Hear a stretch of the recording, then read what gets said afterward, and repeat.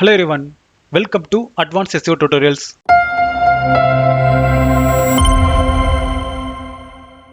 So இந்த வீடியோவில் நம்ம எதை பற்றி பார்க்க போகிறோம் அப்படின்னா Canonical Tags பற்றி தான் பார்க்க போகிறோம். ஸோ SEO பொறுத்த வரைக்கும் இந்த Canonical Tag ரொம்பவே இம்பார்ட்டன்ட்.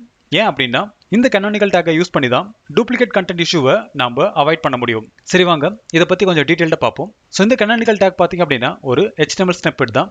ஸோ எப்படி நம்ம title tag meta description tag use பண்ணமோ அதே மாதிரி தான் நம்ம ஹெடர் செக்ஷனுக்குள்ளவே இந்த Canonical Tags வந்து நம்ம யூஸ் பண்ண போகிறோம். ஸோ இதை யாரெல்லாம் யூஸ் பண்ணணும் அப்படின்னா இன்கேஸ் நீங்கள் உங்களோட வெப்சைட்டில் இருக்கிற கண்டென்ட்டை ரீயூஸ் பண்ண போகிறீங்க அப்படின்னா அப்போ நீங்கள் ரீயூஸ் பண்ண பேஜில் எங்கேருந்து அந்த கண்டென்ட்டை எடுத்தீங்களோ அந்த பேஜ்க்கான லிங்கை Canonical Tagsல கொடுக்கும்போது சர்ச் என்ஜின் ஒரிஜினல் பேஜ் எது டூப்ளிகேட் பேஜ் எது அப்படின்றத கிளியராக அண்டர்ஸ்டாண்ட் பண்ணிட்டு உங்களுடைய வெப் பேஜஸ்க்கான ரேங்கிங்கை அலோகேட் பண்ணுவாங்க. ஃபார் எக்ஸாம்பிளுக்கு நீங்கள் டிஜிட்டல் மார்க்கெட்டிங் அப்படின்ற ஒரு பேஜ் வந்து கிரியேட் பண்ணியிருப்பீங்க. ஸோ அதில் இருக்கிற கண்டென்ட்டை நீங்கள் திரும்பவும் சோஷியல் மீடியா மார்க்கெட்டிங் பேஜில் யூஸ் பண்ண போகிறீங்க அப்படின்னா அப்போ சோஷியல் மீடியா மார்க்கெட்டிங் பேஜில் நீங்கள் Canonical Tag யூஸ் பண்ணி அதில் டிஜிட்டல் மார்க்கெட்டிங் பேஜ்க்கான URL நீங்கள் பிளேஸ் பண்ண வேண்டியிருக்கும். ஸோ அந்த மாதிரி பண்ணும்போது உங்களோட வெப்சைட்டுக்கு டூப்ளிகேட் கண்டென்ட் இஷ்யூ வராது. அதே மாதிரி Canonical Tagல நீங்கள் யூஸ் பண்ணியிருக்கிற URLக்கு அதோட SEO வேல்யூ அப்படியே இருக்கும். ஸோ அதனால் எந்த ஒரு டூப்ளிகேட் கண்டென்ட் இஷ்யூவும் உங்களோட வெப்சைட்டுக்கு வராது. ஸோ இப்போ உங்களுக்கு Canonical Tag அப்படின்னா என்னன்னு சொல்லிட்டு புரிஞ்சிருக்கும். அடுத்து ஸோ மெயினாக இந்த Canonical Tag பார்த்தீங்க அப்படின்னா ரெண்டு சினாரியோவில் கண்டினியூஸாக யூஸ் பண்ணுவாங்க. ஃபர்ஸ்ட் ஒன் பார்த்தீங்க அப்படின்னா உங்களுடைய டூப்ளிகேட் கண்டென்ட் பேஜில் மெயின் பேஜுக்கான லிங்கை வந்து கொடுக்குறது, அதாவது Canonical Tag. ரெண்டாவது பார்த்தீங்க அப்படின்னா ஆல்டர்னேட். ஸோ இது என்ன அப்படின்னா நீங்கள் உங்களோட வெப்சைட்டை ரெண்டு வெர்ஷனுக்காக கிரியேட் பண்ணியிருப்பீங்க. ஃபார் எக்ஸாம்பிளுக்கு மொபைலுக்கு ஒரு வெர்ஷனையும் டெஸ்க்டாப் ஒரு வெர்ஷனையும் நீங்கள் கிரியேட் பண்ணியிருப்பீங்க. ஸோ அந்த மாதிரியான சினாரியோவில் கண்டிப்பாக மொபைல் வெர்ஷன் ஒரு டூப்ளிகேட் கண்டென்ட் வெப்சைட் ஆகிறதுக்கு நிறைய சான்சஸ் இருக்குது. ஏன்னா சேம் கண்டென்ட்டை தான் நீங்கள் டெஸ்க்டாப்க்கும் மொபைல் வெர்ஷனுக்கும் யூஸ் பண்ணியிருப்பீங்க. ஸோ இந்த சுச்சுவேஷனை அவாய்ட் பண்ணுறதுக்கு நம்ம ஆல்டர்னேட் அப்படின்ற ஒரு டேகை வந்து யூஸ் பண்ண போகிறோம். ஸோ இதில் டெஸ்க்டாப் வெர்ஷனில் நீங்கள் Canonical Tag வந்து உங்களுடைய டெஸ்க்டாப் வெர்ஷனுக்கும் ஆல்டர்னேட்ல வந்து உங்களுடைய மொபைல் வெர்ஷனோட லிங்கையும் நீங்கள் கொடுக்க வேண்டியிருக்கும். ஸோ இந்த மாதிரி கொடுக்கறதுனால சர்ச் என்ஜின் உங்களுடைய வெப்சைட்டை கிளியராக அண்டர்ஸ்டாண்ட் பண்ணிப்பாங்க. அதே மாதிரி மொபைல் வெர்ஷனில் யூஸ் பண்ணியிருக்கிற கண்டென்ட்டோட ஒரிஜினல் காப்பி எங்கே இருக்குது அப்படின்றத நீங்கள் கொடுக்க வேண்டியிருக்கும். அதாவது நம்ம டெஸ்க்டாப் வெர்ஷன்லேருந்து தான் எல்லா கண்டென்ட்டையுமே நம்ம மொபைல் வெர்ஷனுக்கு யூஸ் பண்ணுறோம்.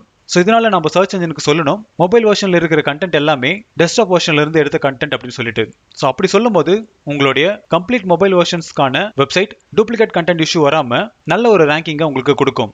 ஸோ இப்போ உங்களுக்கு Canonical Tagsஐ எப்படி யூஸ் பண்ணணும், அப்புறம் ஆல்டர்னேட் டேகை எப்போ யூஸ் பண்ணணும் அப்படின்னு சொல்லிட்டு உங்களுக்கு புரிஞ்சிருக்கும். அடுத்து இந்த Canonical Tagsஓட பேசிக்ஸை பற்றி பார்ப்போம். ஸோ Canonical Tagsஐ பொறுத்த வரைக்கும் நீங்கள் அப்சல்யூட் பார்த்த மட்டும் தான் யூஸ் பண்ணணும். அதாவது எக்ஸாக்டாக அந்த பேஜோட URL தான் நீங்கள் கொடுக்க வேண்டியிருக்கும். ஸோ இந்த இடத்துல நான் HTML கோட் கொடுத்துருக்கேன்.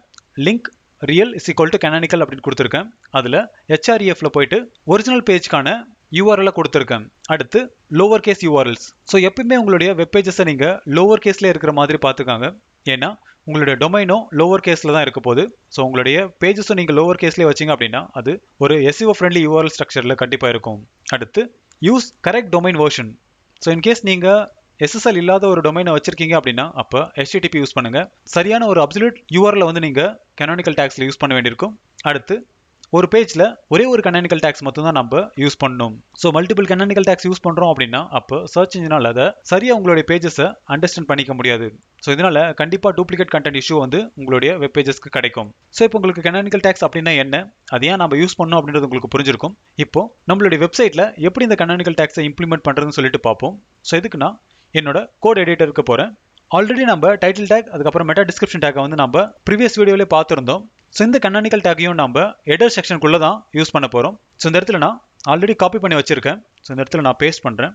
ஸோ இந்த இடத்துல பார்த்தீங்க அப்படின்னா link real is equal to Canonical அப்படின்னு கொடுத்துருக்கேன். ஸோ HREFல என்னோட வெப்சைட்டோட URL வந்து கொடுத்துருக்கேன். அதாவது Simplified e-learning.in அப்படின்றத கொடுத்துருக்கேன். இன்கேஸ் நீங்கள் செப்பரேட்டாக ஒரு மொபைல் வெர்ஷனுக்கு ஒரு சப்டொமைன் கிரியேட் பண்ணி அதில் அந்த வெப்சைட்டை ஹோஸ்ட் பண்ணியிருந்தீங்க அப்படின்னா அப்போ ஆல்டர்னேட்டில் நீங்கள் அந்த சப்டொமைனில் இருக்கிற லேண்டிங் பேஜ்க்கான URL நீங்கள் கொடுக்க வேண்டியிருக்கும். ஸோ இந்த சினாரியோ பார்த்தீங்க அப்படின்னா லேண்டிங் பேஜுக்கு இன்கேஸ் நீங்கள் ஒரு சர்வீஸ் பேஜ் பண்ணுறீங்க அப்படின்னா அப்போ Canonical Tagல அந்த பர்டிகுலர் சர்வீஸ் பேஜ்க்கான URL கொடுக்க வேண்டியிருக்கும். ஸோ இந்த இடத்துல நீங்கள் ரெண்டு விஷயத்த ரொம்ப தெளிவாக புரிஞ்சுக்கணும். Canonical Tag பார்த்தீங்க அப்படின்னா உங்களுடைய ஒரிஜினல் பேஜை சர்ச் என்ஜினுக்கு சொல்கிறதுக்கு தான். ஆல்டர்னேட் டேக் பார்த்தீங்க அப்படின்னா நீங்கள் அதே பேஜை வேற ஒரு வெர்ஷனில் கிரியேட் பண்ணியிருக்கீங்க அப்படின்னா அப்போ எது ஒரிஜினல் பேஜ் அப்படின்னு சர்ச் என்ஜினுக்கு சொல்கிறதுக்காக தான் நம்ம ஆல்டர்னேட்டை வந்து யூஸ் பண்ணுறோம்.